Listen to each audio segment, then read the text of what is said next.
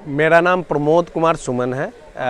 मैं 2001 से 2003 बैच का यहाँ पे छात्र रहा हूँ और हम यहाँ पे जो कैंपस संधान आप जो आज ये जानकर बड़ी खुशी हो रही है कि जिस कैंपस संधान का हम लोग ने नींव रखा था, जिसका हम पहला मैं फाउंडर एडिटर रहा और कैंपस संधान एक बड़े संघर्ष जद्दोजहद बहुत उसकी एक लंबी कहानी है और वो आज उसके लिए इंटरव्यू में टाइम नहीं है, लेकिन उसके लिए अलग से हम बात करेंगे। लेकिन कैंपस संधान आज भी चल रहा है, इससे ये जानकर हमें जितनी खुशी होती है इसका आप परिकल्पना नहीं कर सकती हैं।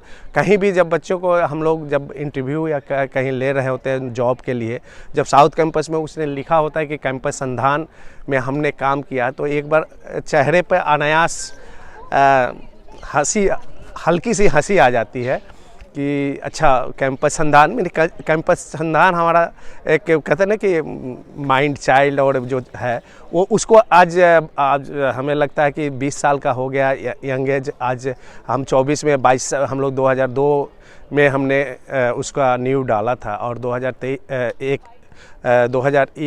बैच था, 2002 में हमने कैंपस संधान, 2003 तक हमने उसको एक ऐसा हमारा सपना ये था कि कैंपस संधान को जब हम लाएं तो हम हमारी जो पीढ़ियां हैं, हमारे जो जूनियर्स हैं, उनके लिए कि लैब जर्नल के रूप में उसको स्टेबल किया जाए, जिससे उनको कहीं जाने की ज़रूरत नहीं पड़े। बड़ी इंटरेस्टिंग बात है कि कैंपस संधान को जब हमने शुरू किया था तो इसके पेजिनेशन से लेकर उसकी पब्लिशिंग, टाइपिंग और ये सारी सुविधाएँ हमारे किसी को नहीं मिली थी। आप लोग भी आज शिकायत करते होंगे ये नहीं है, लेकिन अब टेक्नोलॉजी के में कंप्यूटर आ गया है, लेकिन उस टाइम इस तरह की कोई चीज़ें नहीं थी। हमें पैसे भी नहीं मिलते थे, हमारे पैसे भी नहीं थे, लेकिन हमारी जो टीम थी, जिसे अब पूनम है, उज्ज्वल नारायण है, संदीप सेठ हैं, पिनाकी शंकर झा है, आशा किरण है, पूजा गुप्ता हैं, ये एक लंबी जो सबको हम लोगों ने एक मैकेनिज़्म बनाया था कि हमारे टीम के जितने बच्चे हैं वो इसमें एक हर पद पे रहेंगे। कि पहला अब जैसे मैं फाउंडर एडिटर हो गया तो दूसरा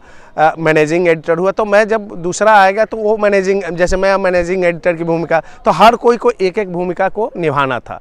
और इस तरह से हम लोग पढ़ाई लिखाई के दौरान ही हमने वो सारी चीज़ों को प्रैक्टिकली सीखा, जिसके कारण हम लोग जब एज ए स्टूडेंट जब फ्रीलांसिंग जब हमें फ़ख्र होता है कि हम लोग ग्रुप बना कर जाते थे जब किसी मीडिया संस्थान में, तो उनको हमेशा से हम लोग ग्रुप में जाते थे, तो जो भी जानता था कि साउथ कैंपस के हैं तो वो हमें ऐसे ही काम देते थे। हम लोग उस दौरान हम 4000-5000 रुपये हम लोग फ्रीलांसिंग से कमाते थे। हिंदुस्तान, नवभारत टाइम्स, दैनिक भास्कर, सहारा, इस तरह के जो न्यूज़पेपर है उसमें हम लोग लिखते थे। तो ये बड़ा हम लोग का अच्छा अनुभव रहा है। क्लासरूम का कैसा अनुभव रहा? देखिए क्लासरूम तो आप क्या कहिए, क्लासरूम में हम लोग सुविधाओं के लिए नहीं, हमने कहा कि आवश्यकता ही आविष्कार की जननी होती है। तो एक तरह से आप साउथ कैंपस जर्नलिज्म डिपार्टमेंट, जिस 2 साल का कोर्स था, कोई संसाधन नहीं था, तो आप कह सकते हैं कि कुछ भी नहीं होते हुए हम लोग उसके कारण हम लोग सेल्फ मेड बने। एक हमको इसका फ़ख्र है कि हम लोग उस दौरान ये सब नहीं किए रहते तो आज हम, क्योंकि जब लंबी जर्नी हुई, हमने जब हमने पत्रकारिता करते ही हमने जो कैरियर की शुरुआत की वो दैनिक जागरण जैसे संस्था से हमारी शुरुआत हुई, और जब पत्रकारिता का दौर शुरू हुआ तो 3-4 साल के अंदर मैंने UNDP अवार्ड पाया। यूनाइटेड नेशन का अवार्ड पाना हमारे लिए फ़ख्र की बात थी। उसके बाद मेरा सिलेक्शन एक इंटरनेशनल लीडरशिप प्रोग्राम होता है US का, उसमें मेरा सिलेक्शन हुआ। मैं उसका एलुमनाई हूँ। आज भी हम लोग अमेरिकन सेंटर और इन सब जगहों पे हमें बुलाया जाता है, हमारा वहाँ लेक्चर रोज़ सुनते हैं, क्योंकि हमने सोशल इश्यूज़ पे काम किया। मैं पॉलिटिकल जर्नलिस्ट भी रहा, सोशल जर्नलिस्ट भी रहा। हम तो इतना अपने आप को सौभाग्यशाली मानते हैं कि हमने जो बीट जो बोलता है ना कि हमें आज ये अच्छा लगा ना, वो बीट हमने अपने सुविधाओं अनुसार किया। एडिटर के परमिशन, क्योंकि एडिटर मना ही नहीं कर पाता था कि किस तरह से आपको मना करें। आपको बताते हुए कि हम लोग जब फ्रीलांसिंग करते थे तो हम गए फर्स्ट, हमें जो असाइनमेंट मिला था जब सहारा में था, तो उसको वहाँ पार्क और मार्केट के बारे में लिखने के लिए बोला। तो हमें लगा कि यार पार्क पे क्या लिखना है, बोला कि लिख कर लाओगे तो ले लेंगे।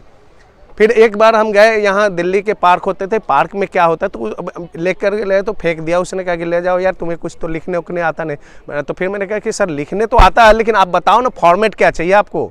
जो फॉर्मेट में बोला कि ये 5 फॉर्मेट है, इस चीज़ की इसमें कमी है, ये पूरा करके लाओगे। दूसरे बार हम ले गए, वो आर्टिकल छपा, इतनी खुशी हुई, 500 रुपये आए उस दौरान, इतनी खुशी हुई। फिर मार्केट, दिल्ली के मार्केट, पार्क क्यों इम्पोर्टेंट है उसके लिए मैं पत्थर से बात करना, आप बैठ गए झाड़ियों से बात करना। आप पार्क में क्या लिखोगे, क्या साहित्यिक होगे, आप वहाँ रोमांटिक नहीं हो सकते। आप पार्क में जाकर वहाँ प्रेम और इस तरह की बातें नहीं कर रहे हो। पार्क की उपयोगिता क्या है, पार्क की यूटिलिटी क्या है, आज हेल्थ कितना इम्पोर्टेंस है, यहाँ क्यों आना चाहिए, कितने बजे से कितने बजे कौन कौन लोग इस पार्क में आते हैं, महत्वपूर्ण लोग हैं, इस पार्क की क्या हिस्टोरिकल वैल्यूज है, ये सब आपके इंफॉर्मेटिव आर्टिकल्स होते हैं, वो बताना पड़ा। जब ये चीज़ आता है तब एक आपका आर्टिकल बनता है। नहीं तो आप नॉर्मल तरीके से जब सोचते हो कि नहीं यार ये पार्क, तो आपका दिमाग बैठ जाता है कि यार हम क्या करें। तो इस तरह से हम लोगों ने शुरुआत की थी, और हमें आज भी हमारे सारे दोस्त हैं, सब अच्छे अच्छे जगहों पे हैं, सब अपने अपने। मैं आज भी भारत सरकार का एक पॉलिटिकल पार्टी, मैं मिनिस्टर का एडवाइज़र रहा, डिफरेंट विधा, मैं 3 सब्जेक्ट में मास्टर हूँ, पॉलिटिकल साइंस में मास्टर हूँ, जर्नलिज्म में हूँ, एस्ट्रोलॉजी में हूँ। तो मैं डिफरेंट विधा को जीता हूँ। मुझे खुशी होती है कि मैं, लोग पूछता है तो अब मुझे बताने में कहाँ से शुरुआत करूँ ये मुझे खुद नहीं पता होता, कि पूछता है सर क्या करें, तो मैं सीधे पहले अभी तो रोड पे हूँ। मैंने कहने का मतलब कि इतने अनुभव में PIB accredited journalist, press association of India, press club of India, ये जितने भी प्रेस के जो एक सपने होते हैं कि जर्नलिस्ट का, वो सब हमने पूरा करके फिर मैं भारत सरकार में आया। भारत सरकार में अपनी चीज़ों को वहाँ एक्सप्लोर किया, एक पॉलिटिकल पार्टी इस देश में कैसे फंक्शन करती है, आज मैं उसका प्रैक्टिकल अनुभव रखता हूँ। कोई भी हमसे जानना चाहे कि किस तरह से पॉलिटिकल चुनाव कैसे होते हैं, इलेक्टोरल बॉन्ड क्या होता है, कैसे क्या, जितने भी महत्वपूर्ण मुद्दे हैं पॉलिटिक्स के, उस पर मैं बात कर सकता हूँ। अध्यात्म पे बात करना था, अध्यात्म पे बात कर सकता हूँ। सोशल इश्यूज है उस पर मैं बात कर सकता हूँ, क्योंकि मैं जिसके लिए मुझे UNDP अवार्ड मिला, मैं वो ट्रैफिकिंग इशू थी। जब मैं इस इश्यूज के बारे में मैं पहली बार जाना कि ट्रैफिकिंग क्या होता था, ट्राइबल्स गर्ल्स को यहाँ पे जो मेड्स के रूप में लाया जाते हैं, उनको मैंने यहाँ पे उनके ट्रेडिंग होती थी, उनका एक्सप्लॉयटेशन होता था, उनको मार दिया जाता था। उस तरह के सेंसिटिव इश्यूज़ को मैंने इस कदर रिपोर्ट किया कि एक किताब निकला उसका, झारखंडी लड़कियों की व्यथा करके, और उसको यूनिफेम जैसी यूनाइटेड नेशन की यूनिफेम संस्था है, उसने उसको छापा, और उसके बाद उस किताब के बाद मुझे UNDP अवार्ड मिला। तो मेरे आर्टिकल जो मैं छापता था, मैं प्रभात खबर में था, उस आर्टिकल को किसी ने क्लिपिंग करके जो यूनिफेम के थ्रू उसको छपवाया, और उसके बाद वो एक ऑथेंटिक डॉक्यूमेंट बन गया। मुझे कुछ करना नहीं पड़ा। हाँ, लिखता था, एक जर्नलिज्म में अखबार नहीं आंदोलन का था, तो मैं आंदोलन के रूप में ही जर्नलिज्म को जिया, जिसको जर्नलिज्म कहा जाता है।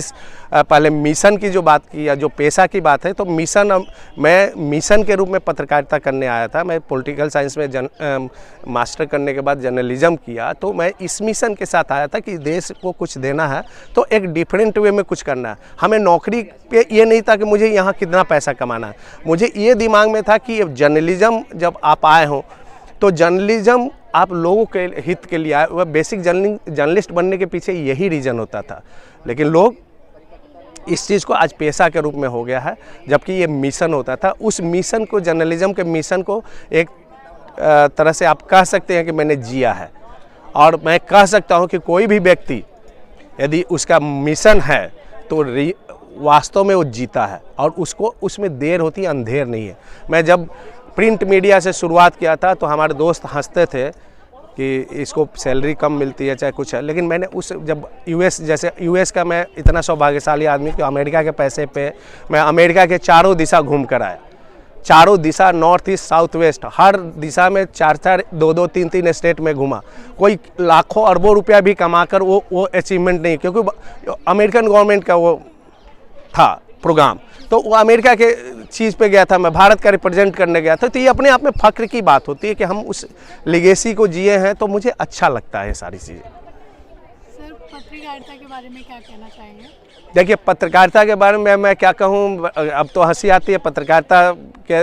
पत्रकारिता एक फिर से ट्रांसफॉर्मेशन के युग में प्रवेश कर गया है। हम जिस तरह के वर्ल्ड में अब जी रहे हैं, इसमें पत्रकारिता कम व्यवसाय की बात किया जाए तो ज़्यादा अच्छा है कि हर जो भी ऑर्गेनाइजेशन है वो सारे उस तरह के इंडस्ट्रीज के द्वारा खड़े किए जा रहे हैं जहां से मॉनेटरी बेनिफिट कैसे हो सकता है, किसी को एक्सप्लॉइट करके किस तरह हम ज़्यादा से ज़्यादा धन उगा सकते हैं, इस तरह की पत्रकारिता लोग कर रहे हैं या करने को मजबूर हैं। हम ये नहीं कहेंगे कर रहे हैं, उनको मजबूरन किया जा रहा है। आप भी आ रहे हो, आपका मन है कि हम पत्रकारिता करें, लेकिन आपकी नौकरी का भय दिखाकर या कुछ इस तरह की बातें करके आपको कहा जाता है कि ये नहीं करोगे तो तुम्हारी नौकरी चली जाएगी। जी सर। तो ये आज के दौर की पत्रकारिता इस दौर से गुजर रही है। इसका मतलब ये नहीं है कि पत्रकारिता पूरी तरह ख़त्म हो गई है, उसके रूप उसके स्वरूप थोड़े चेंज हो गए हैं, ठीक है।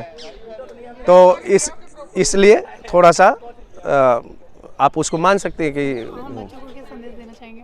बच्चे पत्रकारिता में आए हैं, पत्रकारिता करें, अपना जो मन करे, अपने अनुसार जो जीवन जीना है, जो पहले वो तय कर लें कि मुझे क्या करना है वही करें, दूसरे की बातों को ना सुने और वो करके जिए, उनको ज़रूर आनंद आएगा। यही मैं संदेश देना। धन्यवाद।